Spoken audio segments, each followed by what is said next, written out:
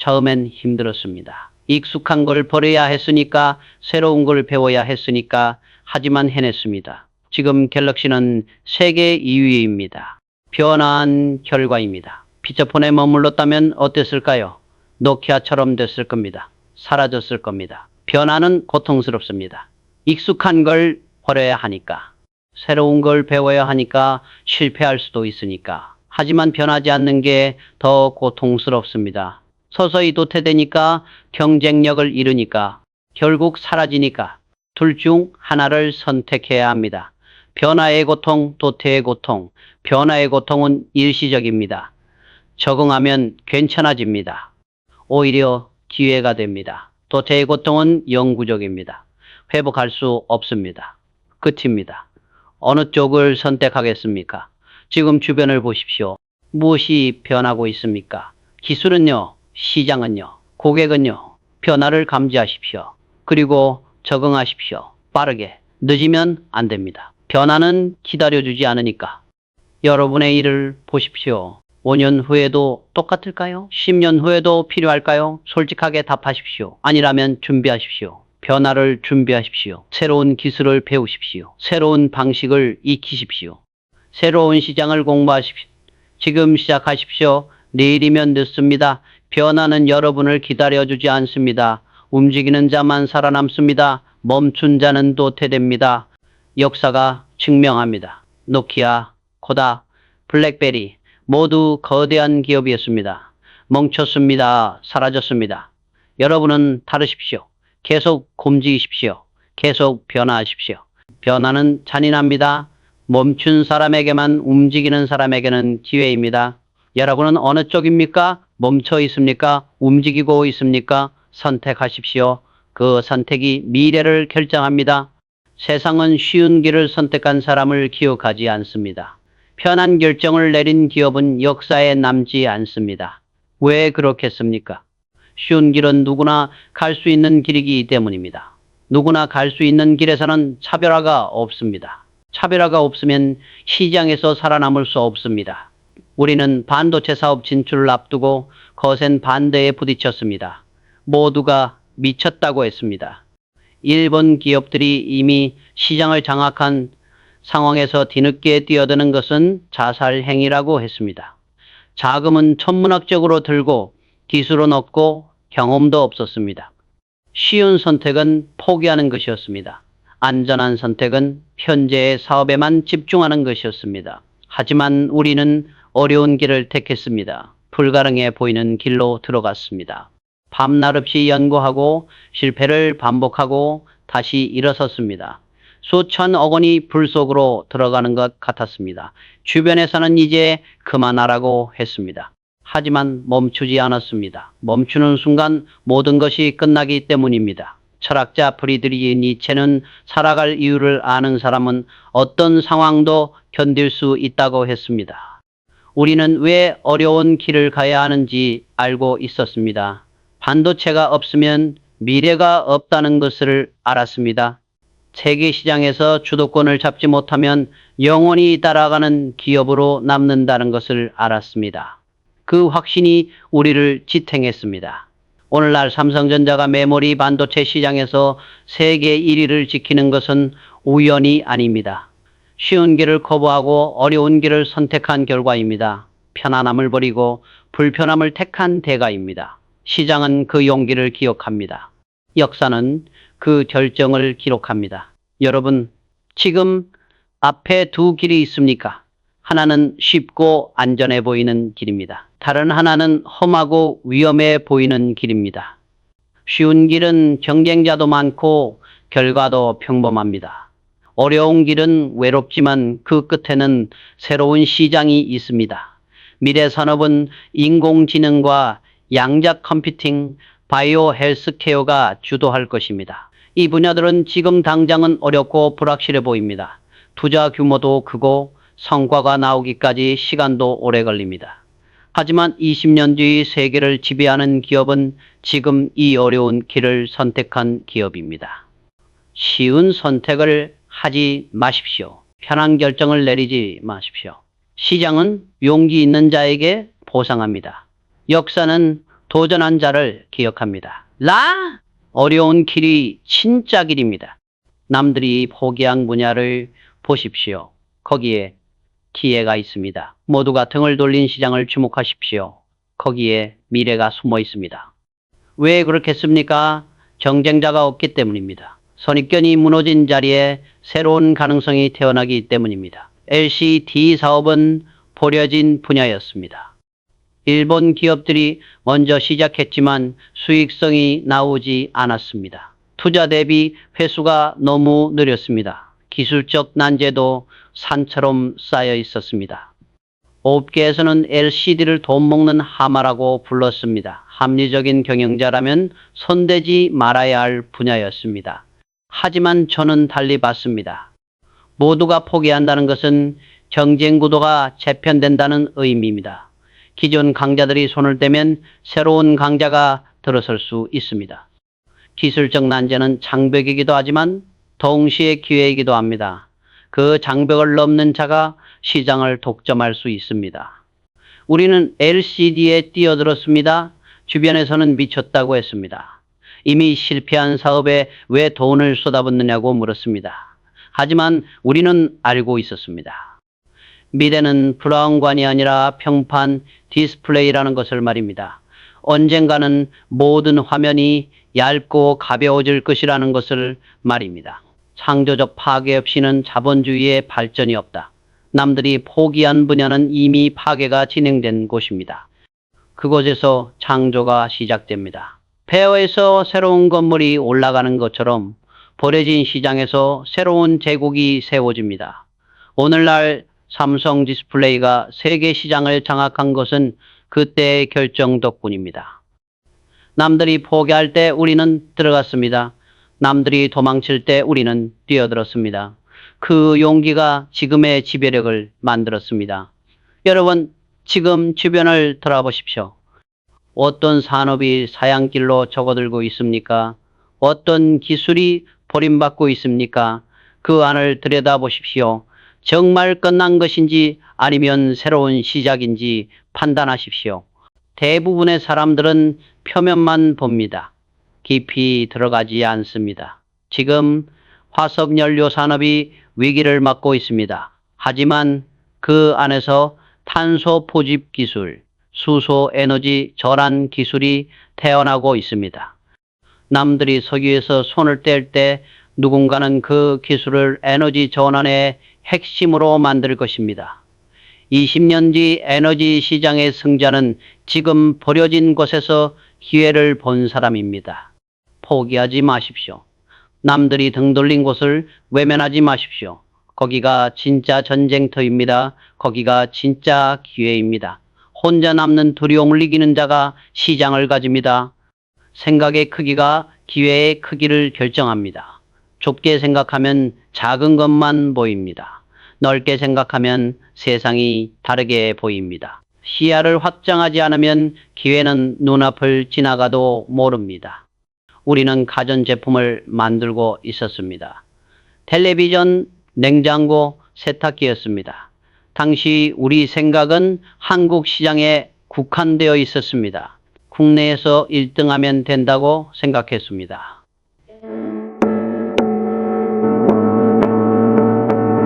그것이 목표의 전부였습니다. 하지만 미국 시장을 직접 보고 나서 생각이 바뀌었습니다. 세계 시장의 규모는 상상을 초월했습니다. 한국 시장은 우물 아니었습니다.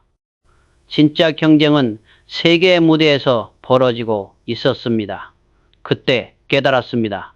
생각을 바꾸지 않으면 영원히 이류 기업으로 남는다는 것을 말입니다. 그 순간부터 모든 것을 다시 설계했습니다. 제품 기획도 품질 기준도 인재 채용도 세계 기준으로 바꿨습니다. 한국에서 1등하는 기업이 아니라 세계에서 통하는 기업을 만들겠다고 결심했습니다. 생각의 틀을 깨는 순간 전혀 다른 길이 보였습니다. 사상가 에이브러햄 매슬로는 망치만 가진 사람에게는 모든 것이 모주로 보인다고 했습니다. 생각이 고정되면 해결책도 고정됩니다. 시야가 넓어지면 선택지도 넓어집니다. 같은 문제를 보고도 다른 답을 찾을 수 있습니다.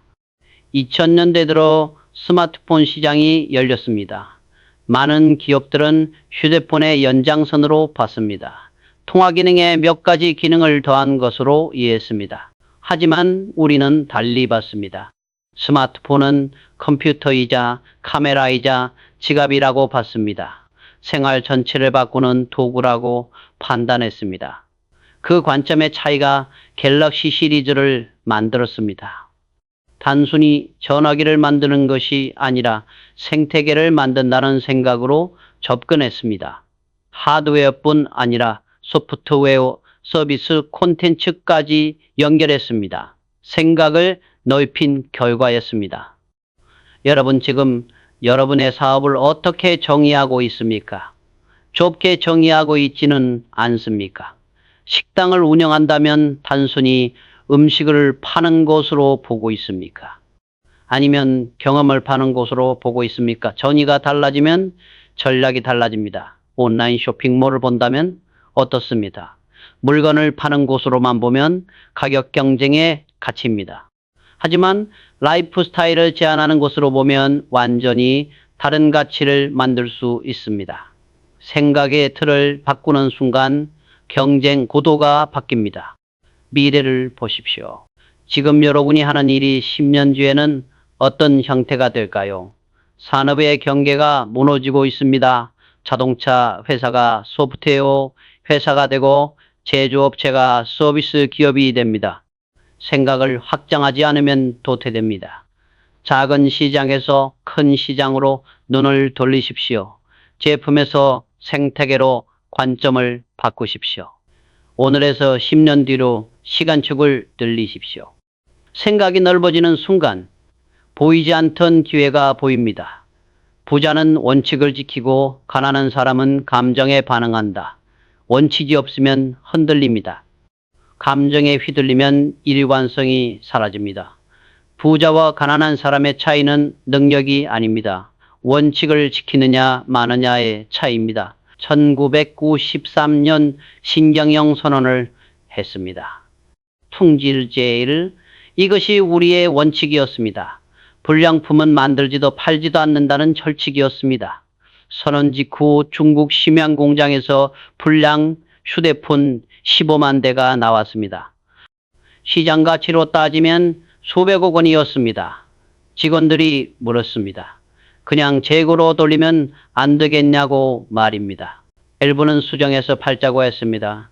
시장에서는 모를 거라고 했습니다. 합리적인 제안처럼 들렸습니다. 당장 손해를 줄일 수 있는 방법이었습니다. 하지만 저는 단호하게 말했습니다. 전부 불태워라 안 돼도 남기지 마라. 그 자리에서 전량을 폐기 처분했습니다. 수백억 원이 연기로 사라지는 것을 지켜봤습니다. 아깝지 않았냐고요. 물론 아까웠습니다. 하지만 원칙을 어기는 것이 더 무서웠습니다. 원칙은 지켜질 때 의미가 있습니다. 상황에 따라 바뀌는 원칙은 원칙이 아닙니다. 그것은 그냥 변명입니다. 15만 대를 태운 이야기는 삼성 전체에 퍼졌습니다. 모든 직원이 알게 됐습니다. 회장이 진심이구나. 품질에 대해서는 타협이 없구나. 그 메시지가 조직 전체에 박혔습니다. 그 뒤로 불량률이 급격히 떨어졌습니다. 원칙을 지킨 대가였습니다. 함정에 따라 움직이는 사람은 예측할 수 없습니다. 오늘은 이렇게 하고 내일은 저렇게 합니다. 기분이 좋으면 관대하고 기분이 나쁘면 가혹합니다. 그런 사람을 누가 믿겠습니까? 그런 기업을 누가 신뢰하겠습니까? 여러분의 원칙은 무엇입니까? 절대 어기지 않을 선은 어디입니까? 그것을 명확히 하십시오. 그리고 어떤 상황에서도 지키십시오. 손해를 보더라도 지키십시오. 단기적으로는 손해처럼 보여도 장기적으로는 자산이 됩니다. 주식 투자를 보십시오. 원칙 없이 움직이는 사람은 손실을 봅니다. 오늘은 이 종목, 내일은 저 종목으로 옮겨 다닙니다. 뉴스에 반응하고 소문에 흔들립니다. 감정적으로 결정하고 후회합니다. 부자들은 다릅니다. 투자 원칙이 명확합니다. 그 원칙에 따라 일관되게 움직입니다. 사업도 마찬가지입니다. 고객과의 약속을 지키는 것이 원칙이라면 무슨 일이 있어도 지켜야 합니다. 납기를 어기지 않는 것이 원칙이라면 밤을 새워서라도 맞춰야 합니다. 한 번 어기면 두 번째는 쉬워집니다. 세 번째는 당연해집니다. 미래에는 더욱 그렇습니다. 정보가 투명해지고 평판이 즉시 전파됩니다. 원칙 없이 움직이는 기업은 금방 들통납니다. 고객들은 기억합니다. 시장은 잊지 않습니다. 원칙을 지키는 기업만 살아남습니다. 원칙을 세우십시오. 그리고 지키십시오. 감정에 흔들리지 마십시오. 상황에 타협하지 마십시오. 그것이 부자가 되는 길입니다. 그것이 신뢰받는 길입니다. 시장을 해석할 수 있어야 돈을 지킬 수 있다. 돈을 버는 것보다 지키는 것이 더 어렵습니다. 한 번 번 돈은 쉽게 사라집니다. 시장을 해석하지 못하면 벌어도 잃습니다. 해석 능력이 없으면 부는 유지되지 않습니다. 2000년대 초반 일본 전자업체들이 무너지기 시작했습니다. 소니, 파나소닉, 샤프, 한때 세계를 지배했던 기업들이었습니다. 그들은 돈을 충분히 벌었습니다. 기술도 있었고 자본도 있었습니다. 그런데 왜 무너졌습니까? 시장을 해석하지 못했기 때문입니다. 디지털 전환의 의미를 읽지 못했습니다. 소비자의 변화를 감지하지 못했습니다. 과거의 성공 방식을 고집했습니다. 축적된 부가 있었지만 시장 해석 능력은 녹슬어 있었습니다. 저는 그들을 보며 두려움을 느꼈습니다. 우리도 언제든 저렇게 될 수 있다는 공포였습니다. 밤잠을 설쳤습니다. 지금 우리가 보지 못하는 변화가 무엇일까? 어떤 신호를 놓치고 있는 것은 아닐까? 끊임없이 자문했습니다. 시장이 합리적으로 돌아올 때까지 생존하는 것이 문제다. 시장은 예측 불가능하게 움직입니다. 하지만 패턴은 있습니다. 그 패턴을 읽을 수 있어야 생존합니다. 우리는 시장 분석 조직을 강화했습니다. 단순히 데이터를 모으는 것이 아니었습니다. 데이터 뒤에 숨은 의미를 찾는 훈련을 시켰습니다. 소비자가 왜 그런 선택을 했는지, 경쟁사는 왜 그런 전략을 펼치는지, 산업구조가 어디로 가고 있는지 끊임없이 질문했습니다. 여러분은 지금 시장을 어떻게 해석하고 있습니까? 표면적인 숫자만 보고 있지는 않습니까? 매출이 늘었다고 안심하고 있지는 않습니까? 숫자 뒤에 의미를 읽어야 합니다. 부동산 시장을 봅시다. 가격이 오른다고 무조건 좋은 것이 아닙니다. 왜 오르는지 해석해야 합니다. 실수요 때문인지 투기자금 때문인지 정책 효과인지 구분해야 합니다. 해석을 잘못하면 고점에서 사게 됩니다. 미래는 더욱 복잡해질 것입니다. 인공지능, 블록체인, 메타버스, 새로운 개념들이 쏟아집니다. 이것들을 단순히 유행으로 볼 것인가? 구조적 변화로 볼 것인가? 그 해석이 10년 뒤 여러분의 위치를 결정합니다. 시장을 공부하십시오. 데이터를 읽는 훈련을 하십시오. 표면 아래를 보는 눈을 키우십시오. 그것만이 여러분의 부를 지키는 방법입니다. 성장의 기준은 타인이 아니라 스스로다 남과 비교하는 순간 성장이 멈춥니다. 경쟁자를 따라가려고만 하면 영원히 1위입니다.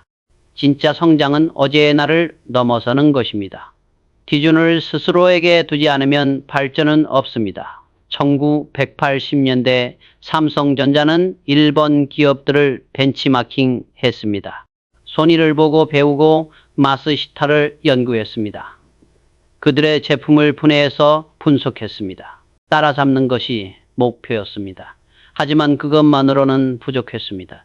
어느 순간 깨달았습니다. 계속 따라가기만 하면 우리는 영원히 2등입니다. 그들이 만든 게임의 규칙 안에서 놀고 있는 것입니다. 1등이 되려면 우리만의 기준을 만들어야 했습니다. 남들이 하지 않은 것을 해야 했습니다. 그래서 방향을 바꿨습니다. 일본 기업과 비교하는 것을 멈췄습니다. 대신 작년의 삼성과 올해의 삼성을 비교했습니다. 작년보다 품질이 나아졌는가? 작년보다 기술이 발전했는가? 작년보다 고객 만족도가 높아졌는가? 기준을 내부에 두었습니다. 철학자 램프 월도 에머슨은 누구도 흉내낼 수 없는 자신이 되라고 했습니다. 남을 따라하면 최소는 그 사람만큼입니다. 하지만 자신의 길을 가면 한계가 없습니다. 비교 대상이 사라지는 순간 진짜 성장이 시작됩니다. 메모리 반도체 시장에서 우리는 독자적인 길을 갔습니다. 일본 기업들이 가지 않은 길을 선택했습니다. 더 큰 용량, 더 빠른 속도, 더 낮은 전력 소비. 우리만의 목표를 세우고 그것을 향해 달렸습니다. 경쟁자를 보지 않고 기술의 한계를 봤습니다. 결과는 어땠습니까? 우리가 1등이 됐습니다. 일본 기업들이 우리를 따라오기 시작했습니다. 게임의 규칙이 바뀐 것입니다. 그것이 가능했던 이유는 기술을 바꿨기 때문입니다. 여러분, 지금 누구와 비교하고 있습니까? 옆집 사람의 차를 보며 부러워하고 있습니까? 동료의 승진을 보며 조급해하고 있습니다. 그 순간 여러분의 에너지는 낭비되고 있습니다. 스타트업을 보십시오. 성공하는 기업들은 경쟁사를 따라하지 않습니다. 자신만의 문제 정의를 합니다. 남들이 가지 않은 방식으로 접근합니다. 시장의 빈틈을 찾는 것이 아니라 새로운 시장을 만듭니다. 개인도 마찬가지입니다. 남의 연봉과 비교하지 마십시오. 작년의 내 실력과 올해의 내 실력을 비교하십시오. 작년에 읽은 책보다 올해 더 많은 책을 읽었습니까? 작년에 못했던 일을 올해는 할 수 있습니까? 그것이 진짜 성장입니다. 미래 산업을 보십시오. 테슬라가 기존 자동차 회사들과 비교하며 성장했습니까? 아닙니다. 자신들만의 기준을 세웠습니다. 전기차는 이래야 한다는 새로운 정의를 만들었습니다.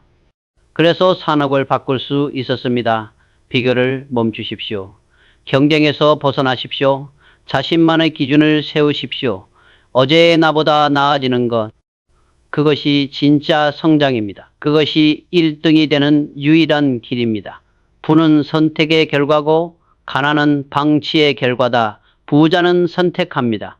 가난한 사람은 방치합니다. 이것이 전부입니다. 능력의 차이가 아닙니다. 환경의 차이도 아닙니다. 매 순간 선택하느냐, 그냥 흘러가느냐의 차이입니다. 저는 일본 유학에서 돌아왔습니다. 당시 삼성은 설탕과 비료를 만드는 회사였습니다. 편하게 가려면 그대로 가면 됐습니다. 기존 사업만 잘 관리하면 먹고 사는데 문제 없었습니다. 하지만 그것은 방치였습니다. 선택했습니다. 전자산업으로 간다. 반도체를 한다. 세계 시장에 나간다. 매번 선택이었습니다. 쉬운 길을 버리고 어려운 길을 선택했습니다. 안전을 포기하고 위험을 선택했습니다. 그 선택들이 쌓여서 지금의 삼성이 됐습니다. 반대로 많은 기업들이 사라졌습니다. 왜 사라졌습니까? 선택하지 않았기 때문입니다. 시장이 변하는데도 그냥 뒀습니다. 기술이 바뀌는데도 관망했습니다. 결정을 미루고 미루다가 기회를 놓쳤습니다. 방치의 결과였습니다. 가장 위험한 것은 위험한 시기가 아니라 어제의 논리로 오늘을 사는 것이다. 방치는 의식적인 것이 아닙니다. 그냥 내버려 두는 것입니다. 현상 유지가 안전하다고 착각하는 것입니다. 여러분의 하루를 보십시오. 아침에 일어나 출근하고 일하고 퇴근하고 잠듭니다. 그냥 흘러갑니다. 선택이 없습니다. 이 일을 계속할 것인가, 그만둘 것인가, 이 공부를 더 깊이 할 것인가, 다른 것을 배울 것인가, 이 투자를 유지할 것인가, 정리할 것인가 질문하지 않습니다. 그렇게 1년이 갑니다. 5년이 갑니다. 10년이 지나도 그대로입니다. 월급은 조금씩 오르지만 본질은 변하지 않습니다. 왜 그렇겠습니까? 선택하지 않았기 때문입니다. 방치했기 때문입니다. 부자들은 다릅니다. 매일 선택합니다. 이 주식을 보유할 것인가 말 것인가, 이 사업에 더 투자할 것인가 접을 것인가, 이 사람과 계속 일할 것인가 헤어질 것인가 끊임없이 결정합니다. 불편하지만 그것이 성장입니다. 건강도 마찬가지입니다. 살이 찌는 것은 방치의 결과입니다. 오늘 운동할 것인가 말 것인가 선택하지 않습니다. 그냥 안 합니다. 내일 하면 되지 하고 미룹니다. 일주일, 한 달, 1년이 지나면 몸은 망가집니다. 인간관계도 그렇습니다. 필요 없는 만남을 정리하지 않습니다. 시간을 낭비하는 사람들과 계속 어울립니다. 선택하지 않고 방치합니다. 그러다 보면 인생도 방치됩니다. 지금 이 순간 선택하십시오. 이 일을 계속할 것인가? 이 관계를 유지할 것인가? 이 습관을 바꿀 것인가? 불편해도 결정하십시오. 완벽한 선택은 없습니다. 하지만 선택하지 않는 것보다는 낫습니다. 미래는 선택하는 사람의 것입니다. 방치하는 사람에게는 과거만 남습니다. 부와 가난의 차이는 거기서 갈립니다. 지금 당장 선택하십시오. 행동하지 않으면 기회는 지나간다. 생각만 하고 움직이지 않으면 아무것도 바뀌지 않습니다. 계획만 세우고 실행하지 않으면 시간만 흐릅니다. 기회는 기다려주지 않습니다. 행동하는 자만이 기회를 잡습니다. 반도체 사업 진출을 논의하던 때였습니다. 모두가 신중하자고 했습니다. 더 조사하자, 더 검토하자, 더 기다리자 그 말들이 계속됐습니다. 회의는 길어졌고 결론은 미뤄졌습니다. 그 사이 시장은 움직이고 있었습니다. 더 이상 기다릴 수 없었습니다. 완벽한 준비는 없다고 판단했습니다. 지금 시작하지 않으면 영원히 시작할 수 없다고 봤습니다. 결정했습니다. 지금 당장 들어간다. 반대하는 목소리도 많았습니다. 하지만 행동했습니다. 첫 해는 참담했습니다. 기술은 없고 경험도 없었습니다. 불량률은 높았고 수율은 형편없었습니다.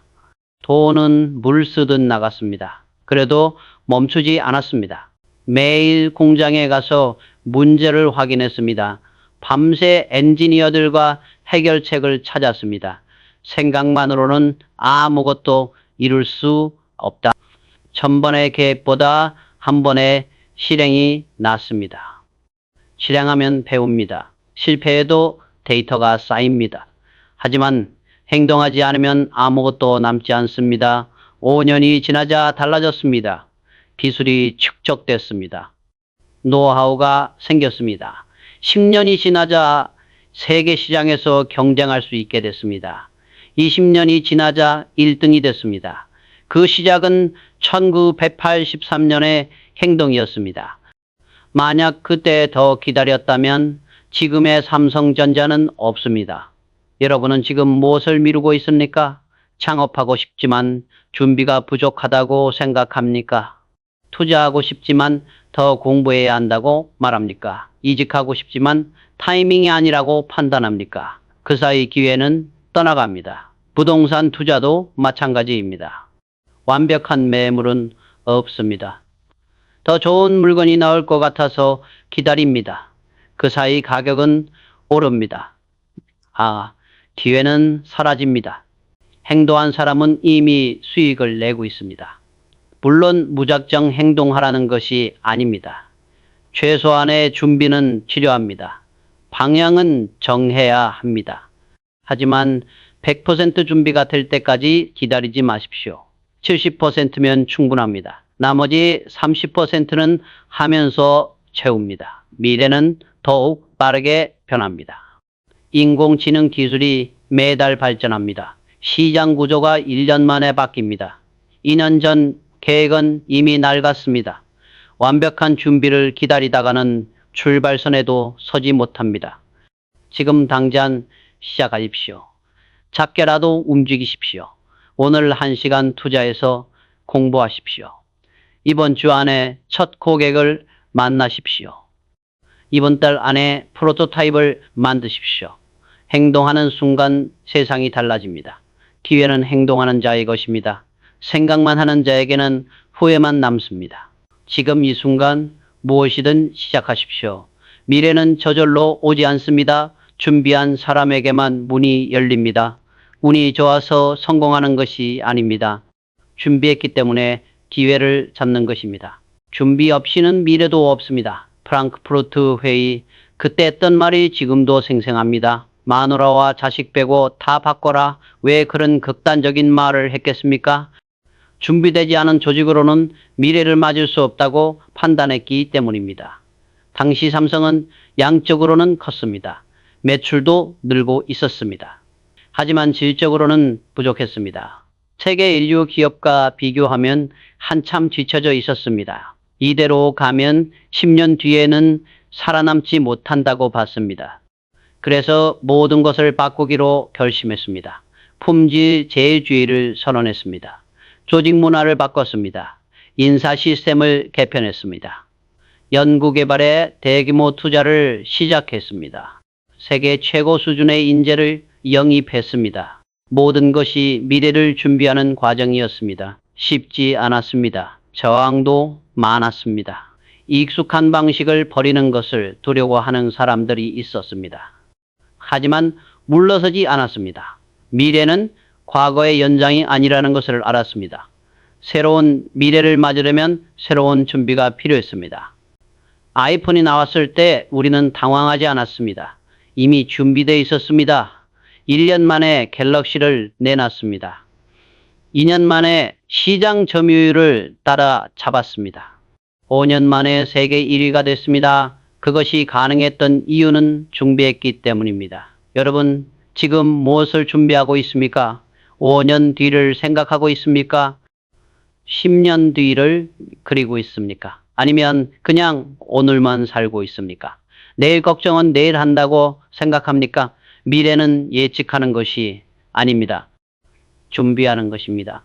인공지능이 세상을 바꿀 것이라는 것은 누구나 답니다. 하지만 그것을 위해 지금 무엇을 하고 있습니까? 공부하고 있습니까? 관련 기술을 익히고 있습니까? 투자하고 있습니까? 기후변화가 산업 구조를 바꿀 것이라는 것도 다들 압니다. 하지만 준비하는 사람은 몇이나 됩니까? 친환경 기술에 투자하고 있습니까? 탄소 배출을 줄이는 사업 모델을 만들고 있습니까? 알기만 하고 준비하지 않으면 소용없습니다. 고령화 사회가 온다는 것도 명백합니다. 20년 뒤면 인구의 절반이 50대 이상입니다. 그 시장을 위한 제품을 개발하고 있습니까? 서비스를 설계하고 있습니까? 지금 준비하지 않으면 그때 가서는 늦습니다. 준비는 하루아침에 되지 않습니다. 시간이 걸립니다. 축적이 필요합니다. 오늘 시작해야 3년 뒤에 씁니다. 지금 투자해야 5년 뒤에 회수합니다. 미루면 미룰수록 기회는 멀어집니다. 저는 평생을 준비하며 살았습니다. 오늘의 일을 하면서도 내일을 준비했습니다.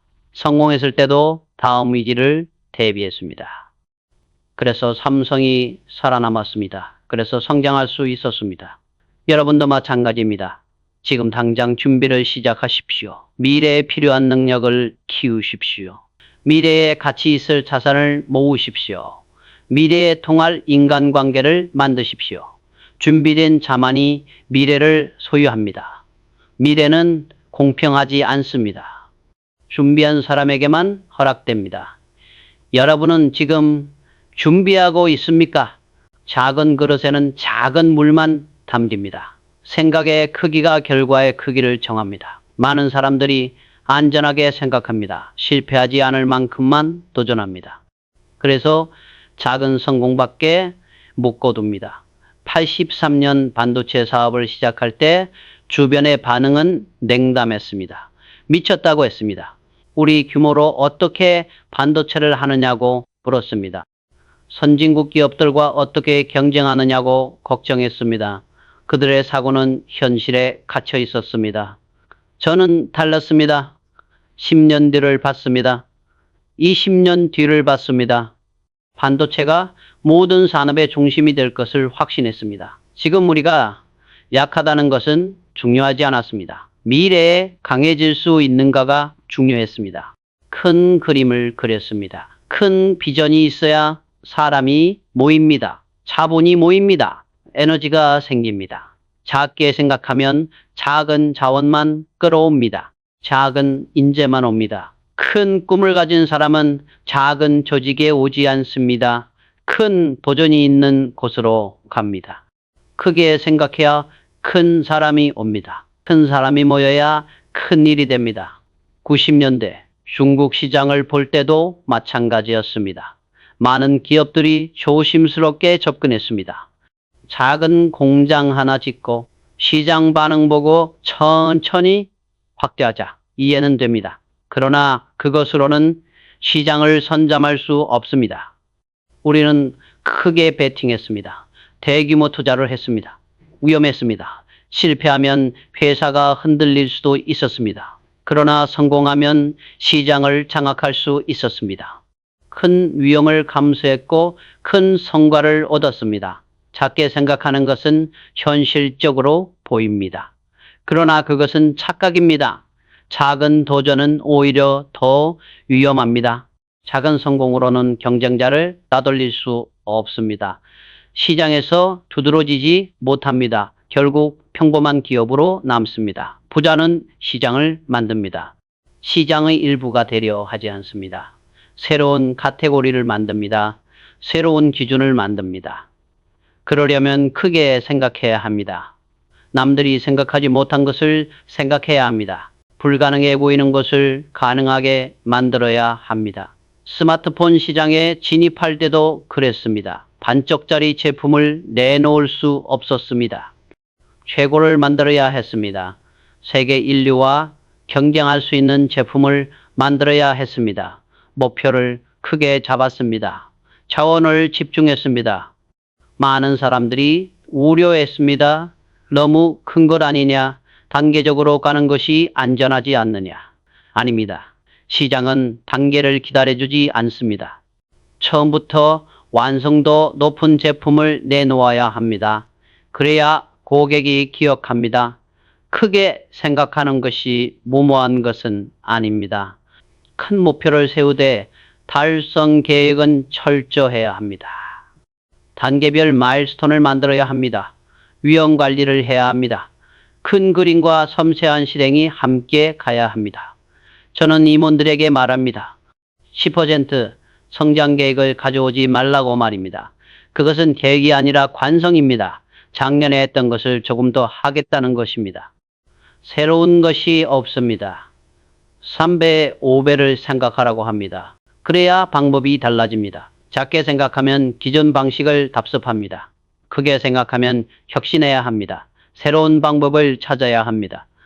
불가능해 보이는 목표가 오히려 창의성을 끌어냅니다. 사람들이 다르게 생각하게 만듭니다.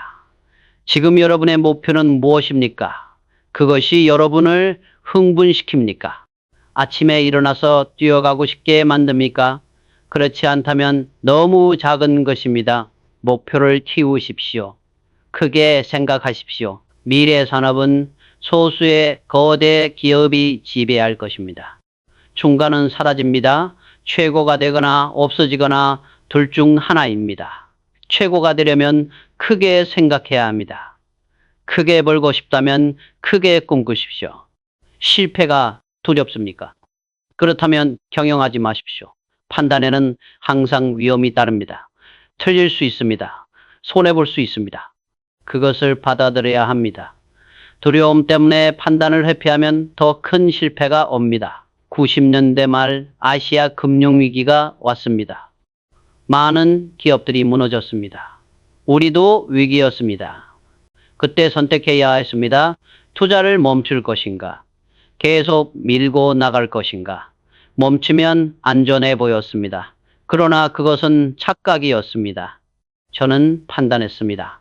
지금 멈추면 기회를 놓친다고 봤습니다. 위기는 구조조정의 기회이기도 했습니다. 약한 경쟁자들이 사라지는 시기였습니다. 우리가 버티면 시장을 더 많이 가져갈 수 있었습니다. 위험했지만 밀고 나갔습니다.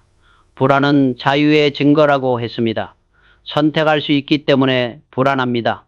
결과를 책임져야 하기 때문에 두렵습니다. 그러나 그 두려움을 넘어서야 진정한 자유를 얻습니다. 경영자는 외롭습니다. 판단의 무게를 홀로 짊어져야 합니다. 직원들은 따르기만 하면 됩니다. 실패하면 경영자 탓을 합니다. 그 부담을 견뎌야 합니다. 견디지 못하면 판단을 미루게 됩니다. 합의를 구하게 됩니다. 합의로는 큰 결정을 할 수 없습니다. 모두가 동의하는 결정은 이미 늦은 결정입니다. 누구나 알 수 있는 것입니다. 진짜 판단은 반대가 있을 때 혼자서 내려야 합니다. 그것이 리더의 역할입니다. 액정투 시장치에 조단위 투자를 결정할 때도 마찬가지였습니다. 이사회에서도 반대가 있었습니다. 너무 크다, 위험하다, 신중해야 한다. 모두 맞는 말이었습니다. 그러나 기회는 기다려주지 않았습니다. 저는 결과를 두려워하지 않았습니다. 실패할 수도 있다고 생각했습니다. 그러나 도전하지 않으면 100% 실패한다고 봤습니다. 70% 성공 확률이면 충분했습니다. 나머지 30%는 위험 관리로 줄일 수 있었습니다. 많은 경영자들이 실수를 두려워합니다. 완벽하려고 합니다. 불가능합니다. 경영에 완벽은 없습니다. 불확실성 속에서 최선의 판단을 할 뿐입니다. 틀릴 수 있습니다. 중요한 것은 빠르게 수정하는 능력입니다. 실패를 경험해야 판단력이 생깁니다. 실패 없이 성장한 경영자는 위험합니다.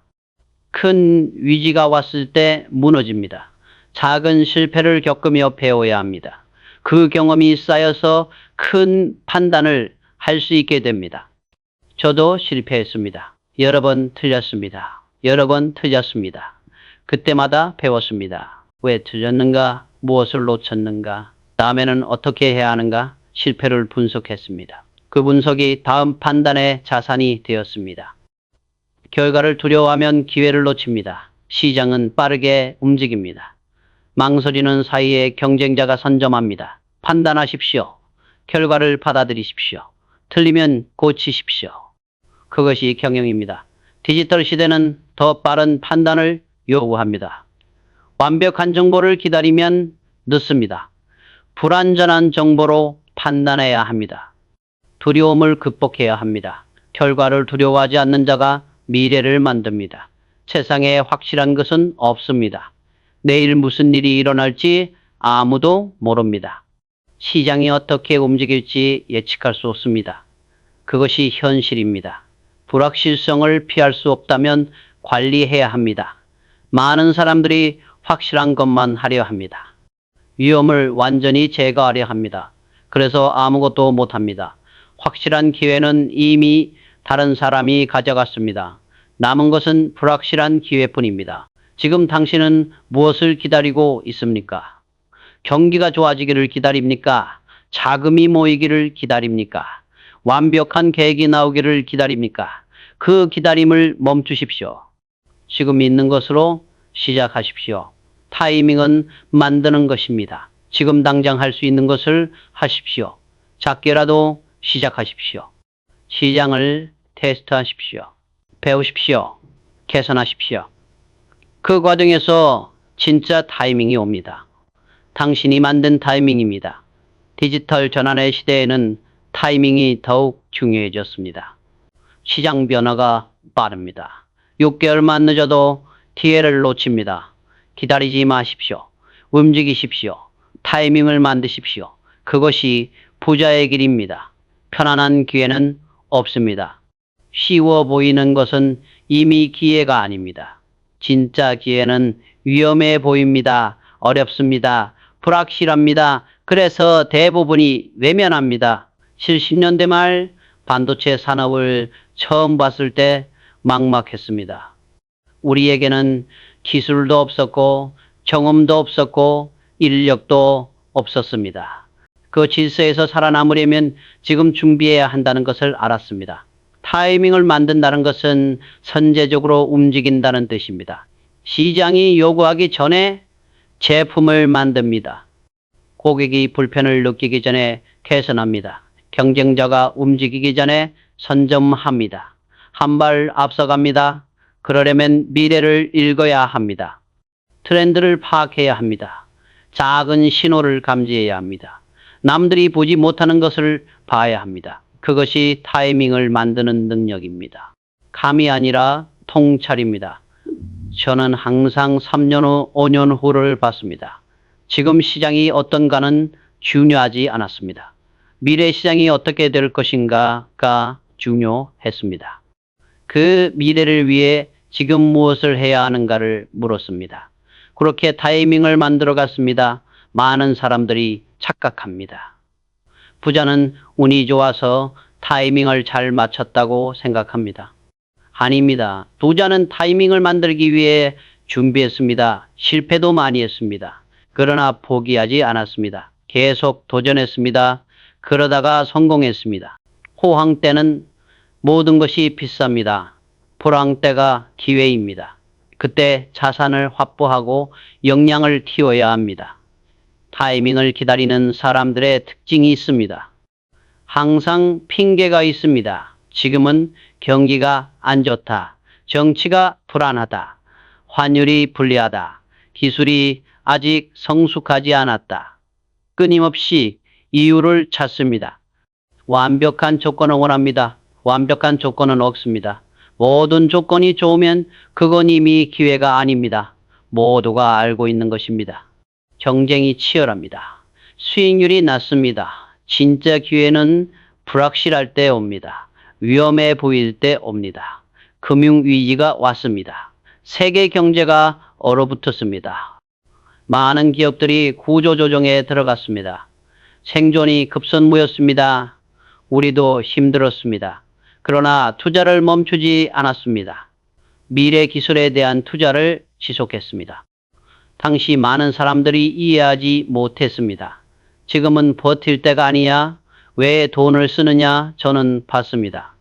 위기가 지나면 새로운 질서가 온다는 것을 말입니다. 데이터를 읽고 해석하는 능력이 필수입니다. 지금부터 숫자에 친해지십시오. 그것이 생존의 조건입니다. 때를 기다리는 사람은 평생 기다립니다.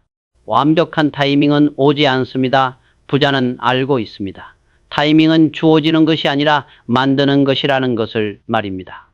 90년대 초반 반도체 불황이 왔습니다. 가격이 폭락했습니다. 많은 기업들이 투자를 멈췄습니다. 때가 아니라고 판단했습니다. 시장이 회복될 때까지 기다리자고 했습니다. 우리는 반대로 움직였습니다. 불황일 때 투자했습니다. 설비를 늘렸습니다. 연구개발에 더 많은 자금을 쏟았습니다. 미친 짓처럼 보였을 것입니다. 그러나 계산이 있었습니다. 불황은 끝이 있습니다. 회복기가 옵니다. 그때 준비된 자가 시장을 가져갑니다. 타이밍도 그렇습니다. 운에 맡기지 말고 능력으로 만들어내야 합니다. 시장은 순환합니다. 호황과 불황이 반복됩니다. 대부분의 사람들은 호황 때 투자하고 불황 때 움츠립니다. 거꾸로입니다. 왜 이런 숫자가 나왔는가? 시장이 변한 것인가? 우리가 잘못한 것인가? 경쟁 구도가 바뀐 것인가? 숫자를 통해 본질을 봐야 합니다. 스마트폰 시장 진출을 검토할 때도 숫자를 철저히 봤습니다. 시장 규모, 성장률, 경쟁 강도, 수익성 모든 것을 계산했습니다. 감으로 판단하지 않았습니다. 데이터에 기반했습니다. 그 위에 전략적 판단을 더했습니다. 많은 스타트업들이 실패하는 이유도 숫자 때문입니다.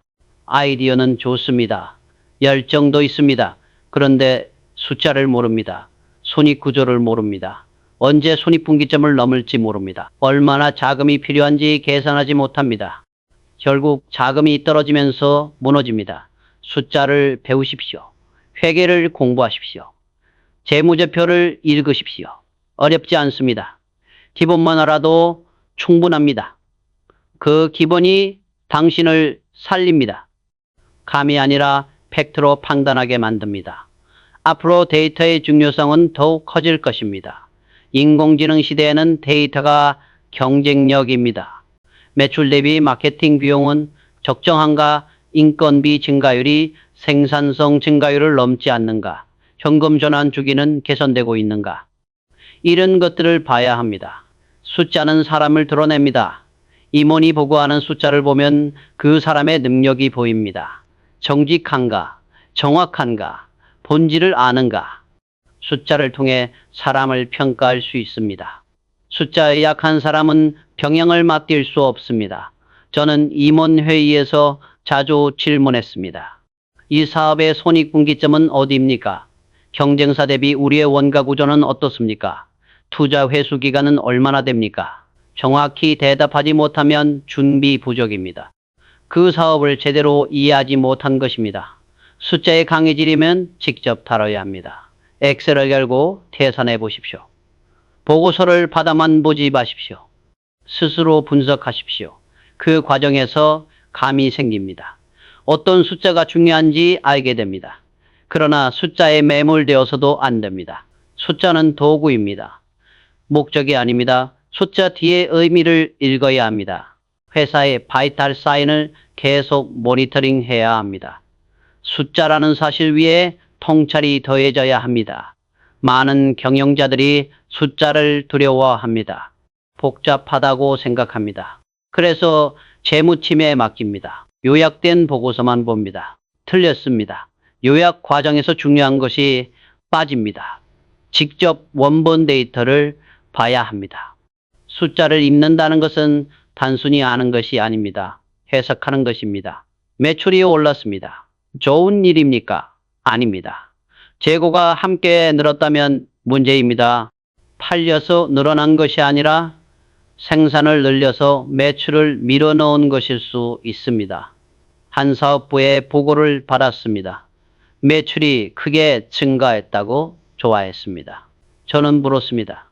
수익률은 어떻습니까? 대답이 없었습니다. 확인해보니 매출은 늘었지만 이익은 줄었습니다. 가격을 깎아서 물량을 늘린 것이었습니다. 의미 없는 성장이었습니다. 숫자를 볼 때는 연관성을 봐야 합니다.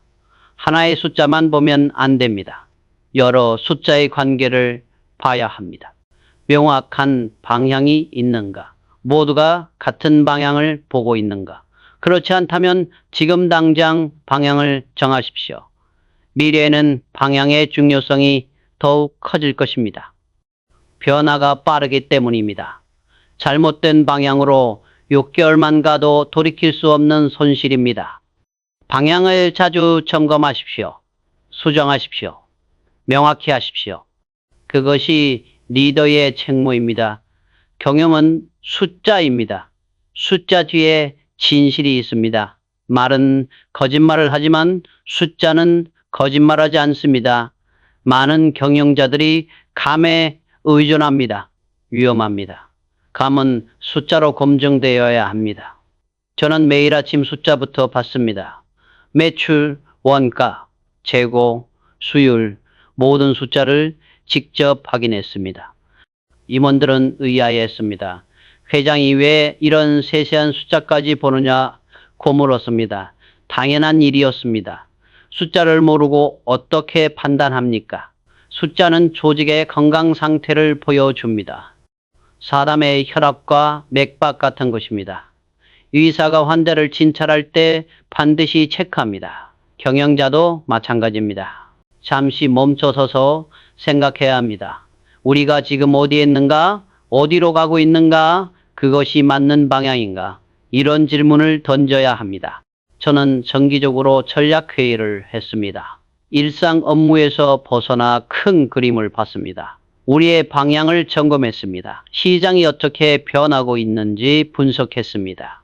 우리의 전략이 여전히 유효한지 확인했습니다. 그 시간이 가장 중요했습니다. 직원들에게도 요구했습니다. 당신이 하는 일이 회사의 전략과 어떻게 연결되는지 설명하라고 했습니다.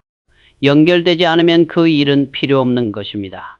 모든 일은 명확한 목적이 있어야 합니다. 그 목적이 큰 방향과 일치해야 합니다. 충성심은 훌륭합니다. 헌신은 필요합니다. 그러나 그것만으로는 부족합니다. 올바른 방향 위에 충성심이 더해져야 합니다. 방향 없는 충성심은 비극입니다. 열심히 했지만 아무것도 남지 않습니다. 지금 당신의 조직을 보십시오.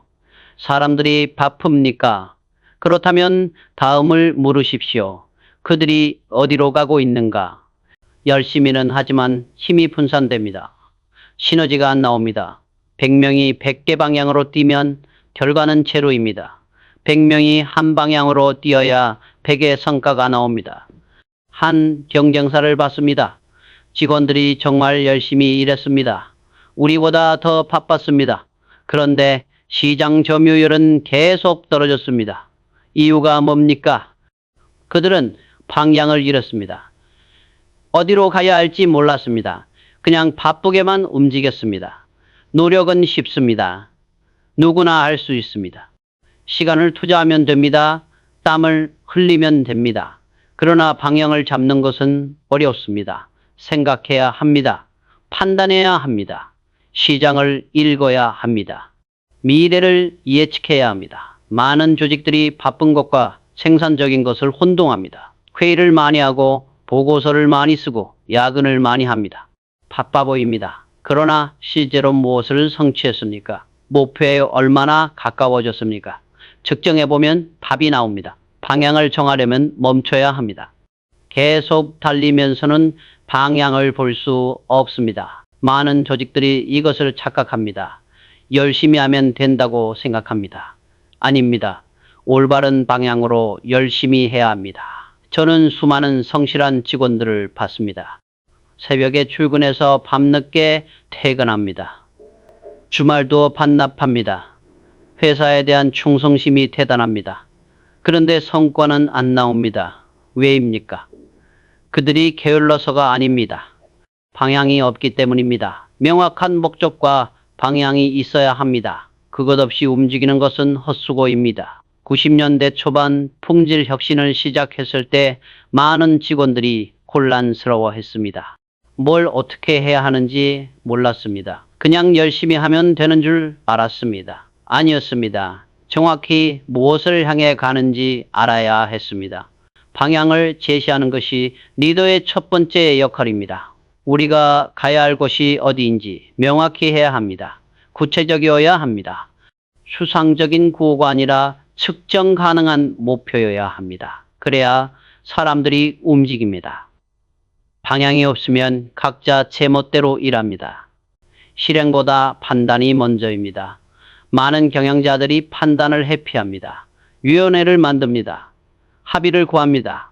책임을 분산시키려 합니다. 이해는 됩니다. 그러나 큰 판단은 혼자 내려야 합니다. 역사를 바꾸는 판단은 다수결로 나오지 않습니다. 지금 이 순간 당신 앞에 중요한 판단이 놓여 있을 수 있습니다. 알아차리십시오. 이것이 회사의 식년을 좌우할 결정인지 생각하십시오. 그렇다면 깊이 고민하십시오. 충분한 시간을 들이십시오. 그러나 너무 오래 고민하지는 마십시오. 판단의 타이밍도 중요합니다. 완벽한 정보를 기다리다가 기회를 놓칩니다. 70% 확신이 서면 결정하십시오. 나머지는 실행하면서 조정하십시오. 앞으로 10년 산업 지형이 완전히 바뀔 것입니다. 인공지능, 생명공학, 양자 컴퓨팅, 새로운 기술들이 판을 흔들 것입니다. 지금 어떤 판단을 하느냐가 10년 후를 결정합니다. 신중하되 대담하게 판단하십시오. 땀 흘린다고 성과가 나오지 않습니다. 방향이 틀렸으면 노력은 무의미합니다. 당신의 직관이 말하고 있는 것입니다. 이것은 중요하다고 말입니다. 그 신호를 무시하지 마십시오. 중국 투자를 결정할 때도 그랬습니다. 작은 투자가 아니었습니다. 회사의 미래를 건 베팅이었습니다. 실패하면 큰 손실이었습니다. 성공하면 시장을 선점할 수 있었습니다. 그 기로에서 판단했습니다. 많은 데이터를 봤습니다. 보고서를 읽었습니다. 그러나 결국은 혼자 결정해야 했습니다. 정보는 도움이 되지만 판단을 대신하지 못합니다. 마지막은 경영자의 직관과 용기입니다. 한 번의 판단이 10년을 바꾸는 이유는 명확합니다. 그 판단이 방향을 정하기 때문입니다. 방향이 정해지면 모든 자원이 그쪽으로 갑니다. 사람이 모이고 투자가 이루어지고 조직이 움직입니다. 한 번의 결정이 수천 개의 실행을 만들어 냅니다. 잘못된 판단도 마찬가지입니다. 잘못된 방향을 잡으면 10년이 낭비됩니다. 아무리 열심히 해도 결과가 안 나옵니다. 방향이 틀렸기 때문입니다. 그래서 판단이 중요합니다. 중요한 순간인 줄 모릅니다. 나중에 깨닫습니다. 이미 늦었습니다. 83년 2월 반도체 사업 진출을 결정했습니다. 그 판단이 삼성의 운명을 바꿨습니다. 만약 그때 하지 않았다면 어땠을까요? 지금의 삼성은 없었을 것입니다. 한 번의 판단이었습니다. 그러나 그 무게는 10년, 20년을 넘어섰습니다. 그때는 모두가 반대했습니다. 위험하다. 자본이 너무 많이 든다. 기술이 없다. 경험이 없다. 모두 사실이었습니다. 반도체 없이는 미래가 없다는 것을 말입니다. 그 확신으로 밀고 나갔습니다. 어느 길을 택하느냐가 전부를 바꿉니다. 판단의 순간은 자주 오지 않습니다. 1년에 한두 번 혹은 몇 년에 한 번입니다. 그 순간을 알아차려야 합니다. 평범한 결정들 사이에 섞여 있습니다. 겉으로는 다른 결정들과 비슷해 보입니다. 그러나 그 무게가 다릅니다. 중요한 판단을 앞두고 있을 때 느낌이 다릅니다. 불안합니다. 잠이 안 옵니다. 머릿속이 복잡합니다. 그것이 신호입니다. 그것이 언제부터 쓰던 것입니까? 3년 전과 똑같습니까? 그렇다면 위험합니다. 시장은 3년 동안 엄청나게 변했습니다. 방법도 바뀌어야 합니다. 성공한 방식을 버리는 것은 어렵습니다. 심리적으로 저항이 큽니다. 그것이 당신을 여기까지 오게 했기 때문입니다. 애착이 생깁니다. 그러나 과거의 성공이 미래를 보장하지 않습니다. 냉정해야 합니다. 디지털 전환 시대에는 수명 주기가 더욱 짧아졌습니다. 3년 전 최신 기술이 지금은 구식입니다. 비즈니스 모델도 빠르게 넓습니다. 플랫폼이 바뀝니다. 성공 방식의 유통기한이 점점 짧아지고 있습니다. 계속 진화하십시오. 성공했어도 다음을 준비하십시오. 1위를 했어도 2위의 마음으로 도전하십시오. 성공한 방식에 집착하지 마십시오. 그것을 뛰어넘는 새로운 방식을 만드십시오. 그것이 지속 가능한 성공의 비결입니다. 평생을 바꾸는 순간이 있습니다. 그 순간의 판단이 이후 모든 것을 결정합니다. 많은 사람들이 그 순간을 놓칩니다. 지금 잘 되고 있지 않느냐고 판문합니다. 바로 그것이 위험합니다. 지금 잘 될 때 바꿔야 합니다. 무너지기 시작하면 늦습니다. 그때는 자원이 없습니다. 여유가 없습니다. 위기 모드에서는 혁신이 어렵습니다. 좋을 때 다음을 준비해야 합니다. 성공한 방식이 빨리 닳는 이유는 명확합니다. 첫째, 모두가 벤치마킹합니다. 비밀이 아닙니다. 둘째, 시장이 변합니다. 고객의 요구가 달라집니다. 셋째, 기술이 진화합니다. 새로운 도구가 나옵니다. 예전 방식은 비효율이 됩니다. 저는 항상 물었습니다. 우리가 지금 하는 방식이 최선인가? 더 나은 방법은 없는가? 다른 산업에서 배울 것은 없는가? 끊임없이 의심했습니다. 성공에 도취되지 않으려 노력했습니다. 임원회의에서도 마찬가지였습니다. 작년 방식을 그대로 가져오면 질책했습니다. 새로운 것을 요구했습니다. 개선을 요구했습니다. 불편했을 것입니다. 그러나 그것이 조직을 깨어있게 만들었습니다. 지금 여러분이 쓰는 방법을 점검하십시오. 가장 먼저 공격받습니다. 버리되 배운 것은 간직하며 다음 단계로 가야 합니다. 세계 휴대전화 시장에 강자가 있었습니다. 그들은 10년 넘게 1위였습니다. 그들의 방법은 완벽해 보였습니다. 디자인, 기술, 브랜드, 모든 것이 최고였습니다. 그런데 5년 만에 무너졌습니다. 무엇이 문제였습니까? 성공 방식을 고집한 것입니다. 피처폰 시대의 강자였던 그들은 스마트폰 시대에도 같은 방식을 고수했습니다. 하드웨어 중심으로 생각했습니다. 소프트웨어와 생태계의 중요성을 늦게 깨달았습니다. 우리도 위험했습니다. 메모리 반도체로 성공했기 때문에 거기에 집착할 수 있었습니다. 그러나 일찍 다각화했습니다. 시스템 반도체로 확장했습니다. 디스플레이에 투자했습니다. 성공한 방식에 안주하지 않았습니다. 많은 기업들이 관성에 빠집니다. 한번 성공하면 그 방법을 계속 씁니다. 조직이 그것에 익숙해집니다. 사람들이 그것을 당연하게 여깁니다. 바꾸려 하면 저항합니다.